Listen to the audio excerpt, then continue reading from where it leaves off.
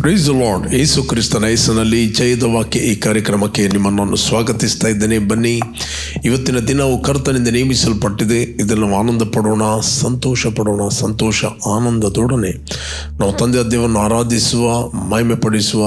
ನಿಮ್ಮ ಕಷ್ಟ, ಸಂಕಟ, ದುಃಖ, ನೋವು, ಚಿಂತೆ, ಬಾಧೆ, ಅದು ಯಾವುದೊಂದು ಪರಿಸ್ಥಿತಿಯಲ್ಲಿ ನೀವು ಹಾದು ಹೋಗ್ತಾ ಇದ್ದೀರಿ, ಭಯಪಡಬೇಡ್ರಿ. ಬನ್ನಿ, ನಾವು ಒಟ್ಟಾಗಿ ಆರಾಧನೆ ಮಾಡುವ ಮತ್ತು ನಾವು ದೇವರ ವಾಕ್ಯವನ್ನು ಧ್ಯಾನ ಮಾಡುವ.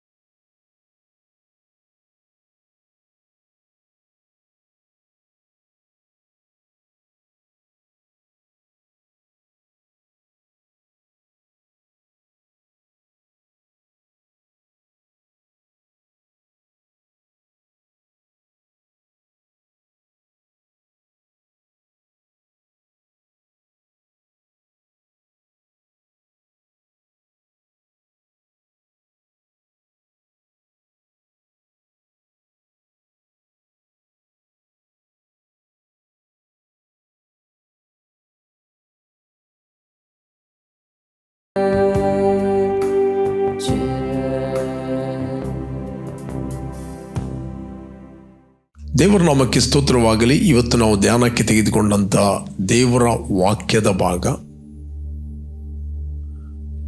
ಅಪೊಸ್ತಲ ಪೌಲನು ಕೊರಿಂಥರಿಗೆ ಬರೆದ ಮೊದಲನೇ ಪತ್ರಿಕೆ, 1ನೇ ಪತ್ರಿಕೆ, 4ನೇ ಅಧ್ಯಾಯ 20ನೇ ವಚನ.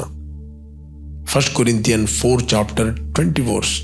ದೇವರ ರಾಜ್ಯವು ಮಾತಿನಲ್ಲಿಲ್ಲ, ಶಕ್ತಿಯಲ್ಲೇ ಆಧಾರಗೊಂಡಿದೆ. Praise God.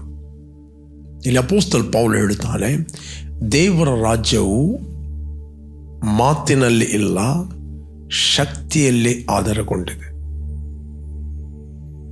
ಅದರ ಅರ್ಥ, ದೇವರ ರಾಜ್ಯ ನಾವೆಷ್ಟು ಮಾತಾಡಿದರೆ ಅದರಲ್ಲಿಲ್ಲ, ಹಾಗೆಲ್ಲ ನಮ್ಮ ಮಾತುಗಳಲ್ಲಿ ಶಕ್ತಿ ಇದೆ. ಅಂದರೆ ಅದು ಕೇವಲ ಮಾತುಗಳಲ್ಲ. ಯಾಕಂದರೆ ಯೇಸುವನ್ನು ರಕ್ಷಕನ ಒಡೆಯನೆಂದು ನೀವು ಯಾವ ದಿವಸ ಅಂಗೀಕಾರ ಮಾಡಿದ್ದೀರಿ, ನೀವು ದೇವರ ರಾಜ್ಯದಲ್ಲಿ ಹುಟ್ಟಿದ್ದೀರಿ. ಕೊಲೊಸ್ಸೆಯರಿಗೆ ಬರೆದ 1ನೇ ಅಧ್ಯಾಯ 13ನೇ ವಚನ ಹೇಳ್ತದೆ. ಕೊಲೊಸಿಯನ್ಸ್ 1:13 ಹೇಳ್ತದೆ, ದೇವರು ನಮ್ಮನ್ನು ಅಂಧಕಾರದ ದೊರೆತನದಿಂದ ಬಿಡಿಸಿ ತನ್ನ ಪ್ರಿಯ ಕುಮಾರನ ರಾಜ್ಯದೊಳಗೆ ಸೇರಿಸಿದನು. ಇಲ್ಲಿ ಬೈಬಲ್ ಹೇಳ್ತದೆ, ಕೊಲೊಸ್ಸೆಯರಿಗೆ ಬರೆದ 1ನೇ ಅಧ್ಯಾಯ 13ನೇ ವಚನ, ದೇವರು ನಮ್ಮನ್ನು ಅಂಧಕಾರದ ದೊರೆತನದಿಂದ ಬಿಡಿಸಿ ತನ್ನ ಪ್ರಿಯ ಕುಮಾರನ ರಾಜ್ಯದೊಳಗೆ ಸೇರಿಸಿದನು. ಪ್ರಿಯ ಕುಮಾರನ ರಾಜ್ಯ, ದ ಕಿಂಗ್ಡಮ್. ಅದರಿಂದ ನಾವು 2 ಲೋಕದಲ್ಲಿ ಜೀವಿಸ್ತಾ ಇದ್ದೇವೆ, ಕಾಣುವಂಥ ಲೋಕ ಮತ್ತು ಕಾಣದ ಲೋಕ. ನಾವು ಹೊಸದಾಗಿ ಹುಟ್ಟಿದ್ದು ಕಾಣದ ಲೋಕದಲ್ಲಿ. ಯೇಸುವನ್ನು ಅಂಗೀಕಾರ ಮಾಡುವ ಮುಂಚೆ ಕಾಣದ ಲೋಕಕ್ಕೆ ಮನುಷ್ಯನು ಸತ್ತು ಹೋಗಿದ್ದ. ನೋ ಕಮ್ಯುನಿಕೇಶನ್, ಸಂಪರ್ಕ ಇಲ್ಲ. ಬಟ್ ಥ್ಯಾಂಕ್ ಗಾಡ್, ಯೇಸು ಕ್ರಿಸ್ತನು ಆತನು ನಮ್ಮ ಪಾಪಗಳ ನಿಮಿತ್ತವಾಗಿ ಕಲ್ವಾರಿ ಕ್ರೂಜೆಯಲ್ಲಿ ಸತ್ತು ನಮ್ಮ ಪಾಪಗಳನ್ನು ಹೊತ್ತುಕೊಂಡು ಹೋಗಿ ಹೂಣಲ್ಪಟ್ಟು 3ನೇ ದಿನ ಆತನು ಪುನರುತ್ಥಾನಾದಾಗ ಯಾರು ಆತನು ಕ್ರೂಜೆಯಲ್ಲಿ ಮಾಡಿ ಮುಗಿಸಿದ ಕೆಲಸವನ್ನು ನಂಬಿದರೋ ಅವರ ಪಾಪಗಳು ಪರಿಹಾರವಾಗಿ ಅವರಿಗೆ ಬಿಡುಗಡೆ ಆಯಿತು. ಅದಕ್ಕೆ ಇಲ್ಲಿ ಸತ್ಯವೇದ ಹೇಳ್ತದೆ, ಕೊಲೊಸ್ಸೆಯರಿಗೆ ಬರೆದ 1ನೇ ಅಧ್ಯಾಯ 13ನೇ ವಚನ, ದೇವರು ನಮ್ಮನ್ನು ಅಂಧಕಾರದ ದೊರೆತನದಿಂದ ಬಿಡಿಸಿ ತನ್ನ ಪ್ರಿಯ ಕುಮಾರನ ರಾಜ್ಯದೊಳಗೆ ಸೇರಿಸಿದನು. ಆ ಕುಮಾರನಲ್ಲಿ ನಮ್ಮ ಪಾಪಗಳು ಪರಿಹಾರವಾಗಿ ನಮಗೆ ಬಿಡುಗಡೆ ಆಯಿತು. ಯೇಸುವನ್ನು ರಕ್ಷಕನು ಒಡೆಯನೆಂದು ಅಂಗೀಕಾರ ಮಾಡಿದ ವ್ಯಕ್ತಿ ಅವನಿಗೆ ಬಿಡುಗಡೆ ಆಗಲಿಕ್ಕೆ ಇಲ್ಲ. ದೇವರು ಆಲ್ರೆಡಿ ಡಿಕ್ಲೇರ್ ಮಾಡಿದ್ದಾನೆ, ಅವನಿಗೆ ಬಿಡುಗಡೆ ಆಯಿತು. ಯಾಕಂದರೆ ಆಲ್ರೆಡಿ ನಿಮ್ಮನ್ನು ಬಿಡಿಸಿದ್ದಾನೆ, ಬಿಡುಗಡೆ ಆಯಿತು. ಸ್ಟಿಲ್ ಜನರು ಬಿಡುಗಡೆಗೋಸ್ಕರ ಕಾಯ್ತಾ ಇದ್ದಾರೆ. They are waiting for deliverance. Okay, ಯಾಕೆ ಡೆಲಿವರೆನ್ಸ್ಗೋಸ್ಕರ ವೆಯ್ಟ್ ಮಾಡ್ತಾ ಇದ್ದಾರೆ ಅಂತೇಳಿ ಅಜ್ಞಾನ, ದೇವರ ವಾಕ್ಯದ ಜ್ಞಾನ ಇಲ್ಲದೆ ಇರುವಂಥದ್ದು. ಯೇಸುವನ್ನು ರಕ್ಷಕನು ಒಡೆಯನೆಂದು ಅಂಗೀಕಾರ ಮಾಡಿದಾಗ ನಾವು 100% ದೇವರ ರಾಜ್ಯದಲ್ಲಿ ಹುಟ್ಟಿದ್ದೇವೆ, ದೇವರ ಮಕ್ಕಳಾಗಿ ಹುಟ್ಟಿದ್ದೇವೆ. ನಮ್ಮ ಆತ್ಮ ದೇವರ ಆತ್ಮ ಒಂದು ಆತ್ಮವಾಗಿದ್ದಾನೆ. ಆತನ ರಕ್ತದ ಮೂಲಕ ನಮ್ಮ ಪಾಪಗಳು ಪರಿಹಾರವಾಗಿ ನಾವು ಆಲ್ರೆಡಿ ಬಿಡುಗಡೆ ಆಗಿದೆ. ಈಗ ಬಿಡುಗಡೆ ಆದರೂ ಜನರು ದಾಸತ್ವದಲ್ಲಿ ಯಾಕೆ ಜೀವಿಸ್ತಾ ಇದ್ದಾರೆ? ಗುಲಾಮತನದಲ್ಲಿ ಯಾಕೆ ಜೀವಿಸ್ತಾ ಇದ್ದಾರೆ? ಯಾಕೆ ಜೀವಿಸ್ತಾರೆ ಅಂತೇಳಿ, ಯಾವ ರಾಜ್ಯದಲ್ಲಿ ಅವರು ಹುಟ್ಟಿದ್ದಾರೋ ಆ ರಾಜ್ಯದ ಜ್ಞಾನ ಇಲ್ಲದೆ ಇರುವ ಕಾರಣ, ಆ ರಾಜ್ಯದ ಎಜುಕೇಷನ್ ಇಲ್ಲದ ಕಾರಣ. ನೀವು ಭಾರತ ದೇಶದಲ್ಲಿ ಹುಟ್ಟಿದರೆ ನಿಮಗೆ ಎಜುಕೇಷನ್ ಇಲ್ಲ ಅಂತ ಹೇಳಿದರೆ ಎಲ್ಲದಕ್ಕೆ ನಿಮಗೆ ಬೇರೆಯವರು ಹೆಲ್ಪ್ ಮಾಡಬೇಕು. ಓಕೆ, ಎಲ್ಲಿ ಗೌರ್ಮೆಂಟ್ ಆಫೀಸ್ಗೆ ಹೋಗ್ಬೇಕಾ, ಪಂಚಾಯತಿಗೆ ಹೋಗ್ಬೇಕಾ, ಏನು ಮಾಡಬೇಕಂತ ಹೇಳಿದರೆ ಬೇರೆಯವರ ಮೇಲೆ ಡಿಪೆಂಡ್ ಆಗ್ತೀರಿ. ನಿಮ್ಮ ರೈಟ್ ಏನು, ನಿಮ್ಮ ಅಥಾರಿಟಿ ಏನು, ನಿಮ್ಮ ಅಧಿಕಾರ ಏನು, ನಿಮ್ಮ ಕರ್ತವ್ಯವೇನು, ನಿಮ್ಮ ಫಂಡಮೆಂಟಲ್ ಮೂಲಭೂತ ಹಕ್ಕು ಯಾವುದು ನಿಮ್ಮದು, ನಿಮಗೆ ಒಂದು ಕೂಡ ಗೊತ್ತಾಗೋದಿಲ್ಲ. ನೀವು ಈ ದೇಶದಲ್ಲಿ ರಾಜ್ಯದಲ್ಲಿ ಫಂಕ್ಷನ್ ಆಗಲಿಕ್ಕೆ ಆಗೋದಿಲ್ಲ. ಅದೇ ರೀತಿ ನಾವು ಯೇಸುವನ್ನು ಅಂಗೀಕಾರ ಮಾಡಿದಾಗ ನಾವು ದೇವರ ರಾಜ್ಯದಲ್ಲಿ ಹುಟ್ಟಿದ್ದೇವೆ. ದೇವರ ರಾಜ್ಯದಲ್ಲಿ ಫಂಕ್ಷನ್ ಆಗಲಿಕ್ಕೆ ಅದರದ್ದೇ ಪ್ರಿನ್ಸಿಪಲ್ಗಳಿವೆ, ಸಿದ್ಧಾಂತ ಅಂತ ಹೇಳ್ತಾರೆ, ಸಿದ್ಧಾಂತಗಳಿವೆ. ಓಕೆ, ನೀವು ಹುಟ್ಟಿದ್ದೀರಿ, ಈಗ ನಿಮ್ಮ ಮೈಂಡ್ ಅದಕ್ಕೆ ಎಜುಕೇಟ್ ಆಗಬೇಕು, ರಿನ್ಯೂ ಆಗಬೇಕು. ಓಕೆ, ಮೈಂಡ್ ರಿನ್ಯೂ ಆಗೋದಿಲ್ಲ ಅಂತ ಹೇಳಿದ್ರೆ ಮೆಂಟಲ್ ಸುಳ್ಳುಗಳು, ಆ ಸಂಗತಿಗಳು ನಿಮ್ಮನ್ನು, ಈ ಲೋಕದ ನಡವಳಿಕೆ ನಿಮ್ಮನ್ನು ಏನು ಮಾಡುತ್ತೆ ಅಂದರೆ ಕಂಟ್ರೋಲ್ ಮಾಡುತ್ತದೆ. ಈ ಸಿಸ್ಟಮ್ನ ವಶದಲ್ಲಿ ನೀವು ಇರ್ತೀರಿ. ದೇವರು ನಮ್ಮನ್ನು ಈ ಸಿಸ್ಟಮ್ನ ವಶದಿಂದ ದೇವರು ನಮ್ಮನ್ನು ಬಿಡುಗಡೆ ಮಾಡಿದ್ದಾನೆ. We are different people. ನಾವು ವ್ಯತ್ಯಾಸದ ಜನರು. We are super natural people. ನಾವು ಅಸಾಧಾರಣವಾದ ಜನರು. ನಾವು ರೋಗಗಳಿಂದ, ವ್ಯಾಧಿಗಳಿಂದ ಆಳಲ್ಪಡುವವರಲ್ಲ. ರೋಗ, ವ್ಯಾಧಿ, ಕೊರತೆ, ದಾರಿದ್ರ್ಯತನ, ಆಪರೇಷನ್, ಡಿಪ್ರೆಷನ್, ಒಂದು ರೀತಿಯ ಕನ್ಫ್ಯೂಷನ್, ಒಂದು ರೀತಿಯ deception, ಮೋಸಗಳು, ಫೇಲಿಯರ್ಗಳು, fear, discouragement, ನಿರುತ್ಸಾಹ, suicide, unbelief, ಇದೆಲ್ಲ ಅಂಧಕಾರದ ದೊರೆತನ. ಈ ದೊರೆತನದಿಂದ ದೇವರು ನಮ್ಮನ್ನು ಬಿಡಿಸ್ತಾನೆ. ಇವುಗಳಿಗೆ ನಮ್ಮ ಮೇಲೆ ಆಳಲಿಕ್ಕೆ ಅಥಾರಿಟಿ ಇಲ್ಲ. ದೇವರು ತನ್ನ ಮಗನ ರಾಜ್ಯದಲ್ಲಿ ಸೇರಿದ. ಮಗನ ರಾಜ್ಯದಲ್ಲಿ ಏನಿದೆ? ಮಗನ ರಾಜ್ಯದಲ್ಲಿ ನಾವು ಕ್ರಿಸ್ತನ ದೇಹವಾಗಿದ್ದೇವೆ. ಮಗನ ರಾಜ್ಯದಲ್ಲಿ ನಾವು ದೇವದೂತರಿಂದ ಆವರಿಸಲ್ಪಟ್ಟಿದ್ದೇವೆ. ಮಗನ ರಾಜ್ಯದಲ್ಲಿ ನಮ್ಮ ಆತ್ಮ, ಕರ್ತನ ಆತ್ಮ ಒಂದು ಆತ್ಮವಾಗಿದೆ. ಮಗನ ರಾಜ್ಯದಲ್ಲಿ ನಾವು ದೇವರು ಕೊಟ್ಟ ಆತ್ಮ ಬಾಲ, ಪ್ರೀತಿ, ಸ್ವಸ್ಥ ಬುದ್ಧಿ ಆತ್ಮ, ಆರೋಗ್ಯದ ಆತ್ಮ, ಸಮಾಧಾನದ ಆತ್ಮ, ಶಾಂತಿಯ ಆತ್ಮ, ತಾಳ್ಮೆಯ ಆತ್ಮ, ಕರುಣೆ ಆತ್ಮ, ಜ್ಞಾನ ವಿವೇಕದ ಆತ್ಮ, ದೇವರ ಭಯವನ್ನುಂಟು ಮಾಡುವ ಆತ್ಮ, ಸಮಾಧಾನದ ಆತ್ಮ. ಇದು ದೇವರ ರಾಜ್ಯದ ಸಂಗತಿಗಳು. ಇದನ್ನು ನಾವು ಆಪರೇಟ್ ಮಾಡೋದಿಲ್ಲ ಅಂತ ಹೇಳಿದರೆ ಇವುಗಳು ನಮ್ಮ ಮೇಲೆ ಡಾಮಿನೇಟ್ ಮಾಡ್ತವೆ. ನೀವು ಯಾವಾಗಲೂ ಬಾರ್ನ್ ಅಗೇನ್ ಆದರೂ ಕೂಡ ನೀವು ನಿರುತ್ಸಾಹದಲ್ಲಿರ್ತೀರಿ, ಡಿಸ್ಕರೇಜ್ಮೆಂಟಲ್ಲಿರ್ತೀರಿ. ನಿಮ್ಮ ಮಾತುಗಳು ನಿಮ್ಗೆ ಏನು ಫೀಲ್ ಆಗ್ತದೆ ಅದನ್ನು ಮಾತಾಡುತ್ತೀರಿ, ನಿಮ್ಗೆ ಏನು ಕೇಳ್ತದೆ ಅದನ್ನು ಮಾತಾಡುತ್ತೀರಿ, ಏನು ನೋಡ್ತೀರಿ ಅದನ್ನು ಮಾತಾಡ್ತೀರಿ. ಕಿವಿಗೆ ಬಿದ್ದ ಸುದ್ದಿಗಳನ್ನು ನಿರ್ಣಯಿಸ್ತೀರಿ. ಓಕೆ, ನೀವು ಏನು ನೋಡ್ತೀರಿ, ನೀವು ಮಾತಾಡ್ತೀರಿ. ದೇವರು ಮಾತಾಡುವಾಗ ಹೇಗೆ ಮಾತಾಡಿದ? ಯಾವ ಸಂಗತಿಯನ್ನು ನೋಡುವ ಸಂಗತಿಯನ್ನು ಮಾತಾಡಲಿಲ್ಲ. How God was function. ಆದಿಯಲ್ಲಿ ದೇವರು ಆಕಾಶವನ್ನು ಭೂಮಿಯನ್ನು ಉಂಟು ಮಾಡಿದ, ರೈಟ್? ಉಂಟು ಮಾಡಿದ. ಭೂಮಿಯು ಬರಿದಾಗಿತ್ತು, ಓಕೆ, ಕ್ರಮವಿಲ್ಲದಿತ್ತು. ಆದಿಸಾಗರದ ಮೇಲೆ ಕತ್ತಲಿತ್ತು, ಜಲ ಸಮೂಹಗಳ ಮೇಲೆ ದೇವರಾತ್ಮನು ಚಲಿಸ್ತಾ ಇದ್ದನು. ಆಗ ದೇವರು, ಇಂಪಾರ್ಟೆಂಟ್, ಈ ಪರಿಸ್ಥಿತಿಗಳು ಬರುವಾಗ, ಪ್ರಾಬ್ಲಮ್ಗಳುವಾಗ, ಆಗ ಹೇಗೆ ನೀವು ರಿಯಾಕ್ಷನ್ ಮಾಡುತ್ತೀರಿ? ದೇವರು ಒಂದು ಶಬ್ದ ಕೂಡ ನೋಡುವ ಸಂಗತಿ ಮಾತಾಡಲಿಲ್ಲ, ಬರಿದಾದ ಸಂಗತಿ ಬಗ್ಗೆ ಮಾತಾಡಲಿಲ್ಲ, ಖಾಲಿಯಾದ ಸಂಗತಿ ಬಗ್ಗೆ ಮಾತಾಡಲಿಲ್ಲ, ಕ್ರಮವಿಲ್ಲದ ಸಂಗತಿ ಮಾತಾಡಲಿಲ್ಲ, ಕತ್ತಲೆ ಬಗ್ಗೆ, ಡಿಮನ್ಸ್ಗಳ ಬಗ್ಗೆ, ರೋಗಗಳ ಬಗ್ಗೆ, ಸಮಸ್ಯೆಗಳ ಬಗ್ಗೆ ಮಾತಾಡಲಿಲ್ಲ. ಓಕೆ, ದೇವರು ಮಾತಾಡಿದ. ಲೆಟ್ ದೇರ್ ಬಿ ಲೈಟ್ ಮಾತಾಡಿದ. ಯಾಕಂದ್ರೆ ದೇವರು ಬೆಳಕಾಗಿದ್ದಾನೆ. ದೇವರು ಏನಾಗಿದ್ದಾನೆ? ಆತನು ಮಾತಾಡಿದ ಕೂಡಲೇ ಬೆಳಕಾಯಿತು. ದಟ್ ಮೀನ್ಸ್ ಏನು? ಪ್ರಕಾಶಿಸಿದ. ಅದಕ್ಕೆ ಬೈಬಲ್ ಹೇಳ್ತಿದೆ, 7 ಪ್ರಕಾಶಿಸು, ನಿನಗೆ ಬೆಳಕು ಬಂತು, ನಿನಗೆ ವಾಕ್ಯ ಬಂತು, ಯೆಹೋವನ ತೇಜಸ್ಸು ನಿನ್ನ ಮೇಲೆ ಉದಯಿಸಿದೆ. ಭೂಲೋಕದಲ್ಲಿ ಕತ್ತಲೆ ಇದೆ, ಜನಾಂಗಗಳಿಗೆ ಕಾರ್ಗತ್ತಲೆ ತುಂಬಿದೆ, ನಿನಗಾದರೂ ಬೆಳಕು ಬಂತು.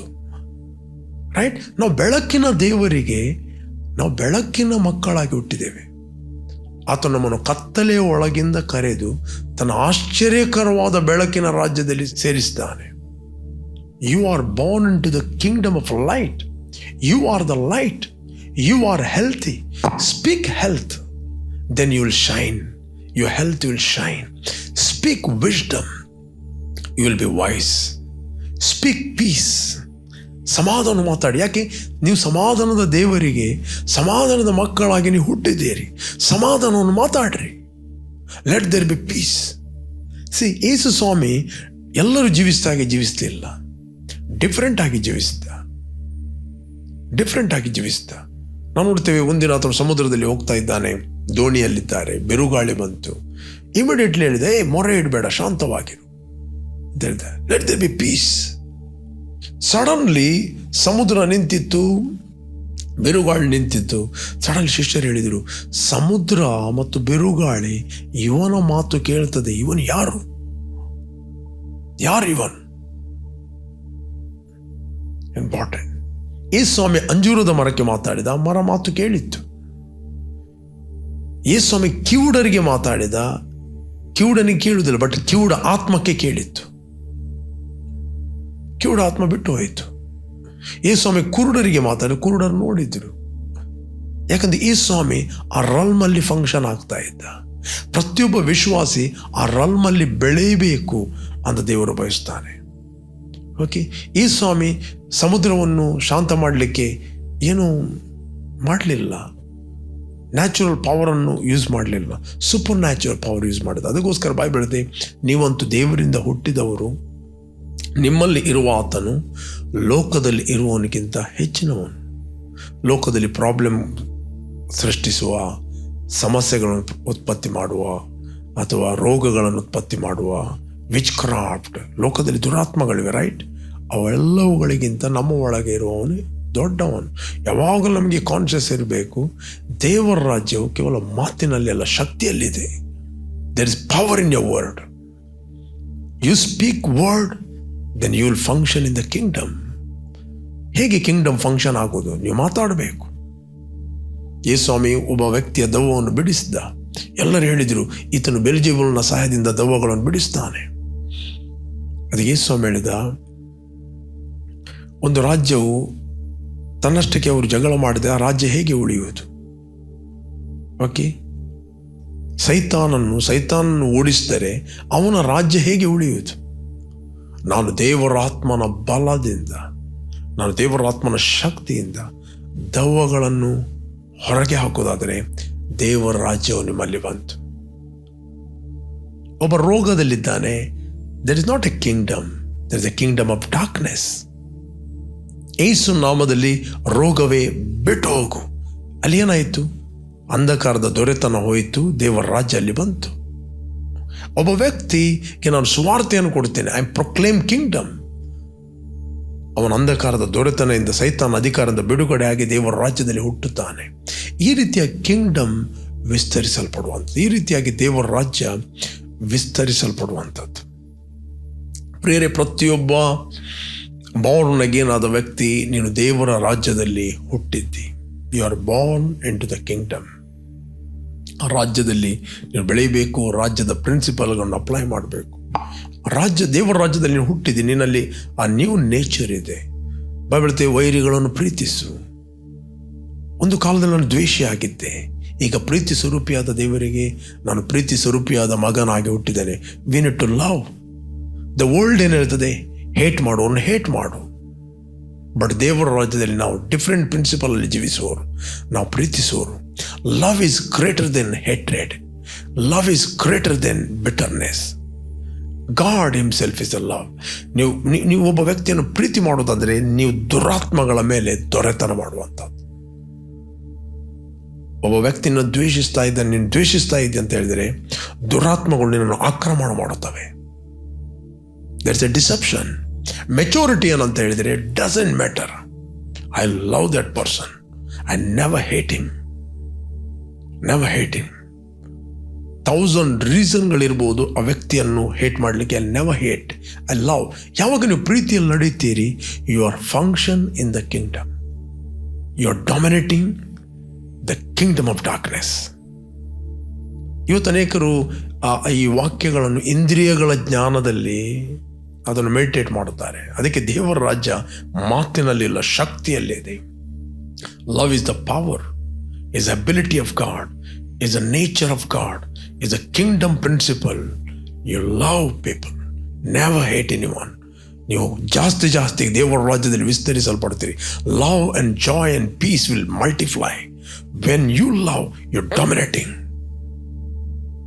ಓಕೆ, ಯಾರು ನಿಮಗೆ ಹರ್ಟ್ ಮಾಡ್ತಾ ಇದ್ದಾರೆ, ಯಾರು ನಿಮಗೆ ನೋವಿಸ್ತಾ ಇದ್ದಾರೆ, ಯಾರು ನಿಮ್ಮನ್ನು ಕೆಟ್ಟಾಗಿ ಮಾತಾಡ್ತಾರೆ, ಕೆಟ್ಟ ಮಾತಾಡುವಂಥದ್ದು ದುರಾತ್ಮಗಳಿಂದ ಪ್ರೇರಿತರಾಗಿ ಮಿಸೈಲ್ ಬಿಡುವಂಥದ್ದು.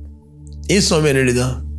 ಜನರು ಸುಳ್ಳಾಗಿ ತಪ್ಪಾಗಿ ನಿಮ್ಮ ಹೆಸರು ಕೆಟ್ಟದಂತ ಹಾಕಿದರೆ ಅದನ್ನು ಅಕ್ಸೆಪ್ಟ್ ಮಾಡಬೇಡ್ರಿ, ಸಂತೋಷ ಪಡ್ರಿ, ಒಳಗಿಂದ ಏಳ್ರಿ, ದೇವರ ರಾಜ್ಯದಲ್ಲಿ ಏಳ್ರಿ. ಪರಲೋಕದಲ್ಲಿ ನಿಮಗೆ ಬಹಳ ಫಲವಿದೆ. ರಿಜಾಯ್ಸ್ ಮಾಡಿದಾಗ ಯಾವ ರಾಜ್ಯದಲ್ಲಿ ಹುಟ್ಟಿದ್ದೀರಿ ಆ ರಾಜ್ಯದಲ್ಲಿ ನೀವು ಕಾರ್ಯಪ್ರವೃತ್ತರಾಗ್ತೀರಿ.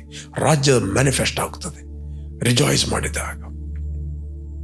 ದೇವರ ಆತ್ಮನು ನಿಮ್ಮ ಮೂಲಕ ಚಲಿಸ್ತಾನೆ. ಮೂಮೆಂಟ್ ನೀವು ಕುಗ್ಗಿ ಹೋಗ್ತೀರಿ, ಅಂಧಕಾರವು ನಿಮ್ಮನ್ನು ಆಳ್ಲಿಕ್ಕೆ ನೋಡುತ್ತದೆ. ವೈರಿಗಳನ್ನು ಪ್ರೀತಿಸಿರಿ, ಹಿಂಸಿಸುವವರಿಗೋಸ್ಕರ ಪ್ರಾರ್ಥಿಸಿರಿ.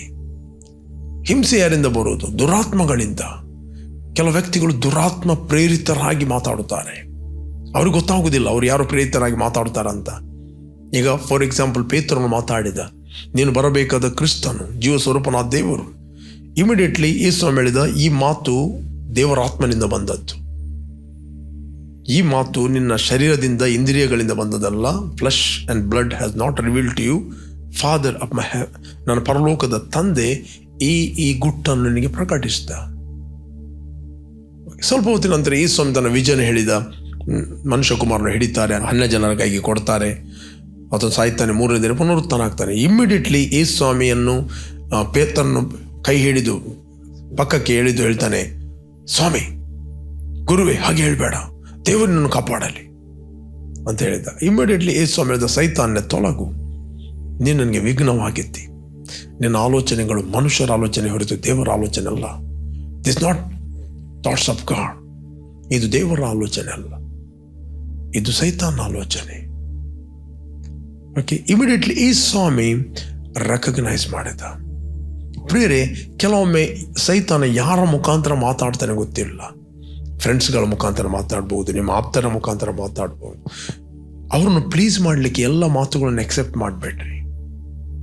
ನೀವು ವಾಕ್ಯದಲ್ಲಿ ನಿಲ್ಲಿರಿ. Don't give your self.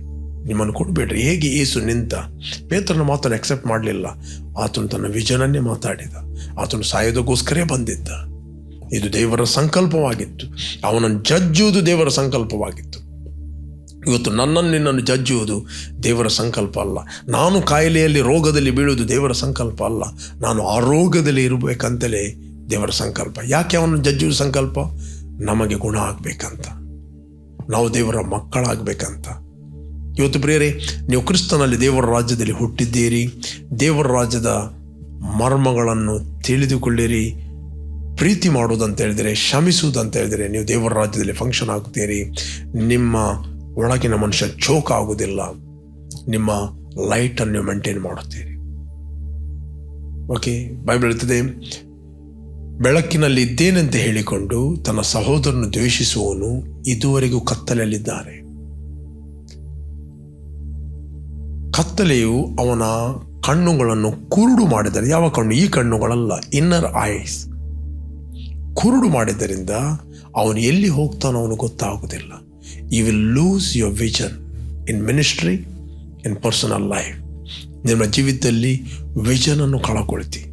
ಯಾವಾಗ ನಿನ್ನೊಬ್ಬರ ಮೇಲೆ ದ್ವೇಷ ಮಾಡುತ್ತಿ, ನಿನ್ನ ಆತ್ಮಿಕ ಕಣ್ಣುಗಳಿಗೆ ಕತ್ತಲೆ ಬರುತ್ತದೆ. ವಾಕ್ಯ ಓದ್ತಿ ನಿಮಗೆ ಅರ್ಥ ಆಗುವುದಿಲ್ಲ, ಕನ್ನಡಿ ನೋಡ್ತಿ ನಿಮಗೆ ಕಾಣುವುದಿಲ್ಲ. ಓಕೆ, ಆದ್ದರಿಂದ ನಿಮ್ಮ ಕಣ್ಣುಗಳು ಪ್ರಜ್ವಲಿಸಬೇಕು ಅಂತ ಹೇಳಿದರೆ, ವಿತೌಟ್ ಕಂಡೀಷನ್ ಲವ್ ಎವ್ರಿಬಡಿ.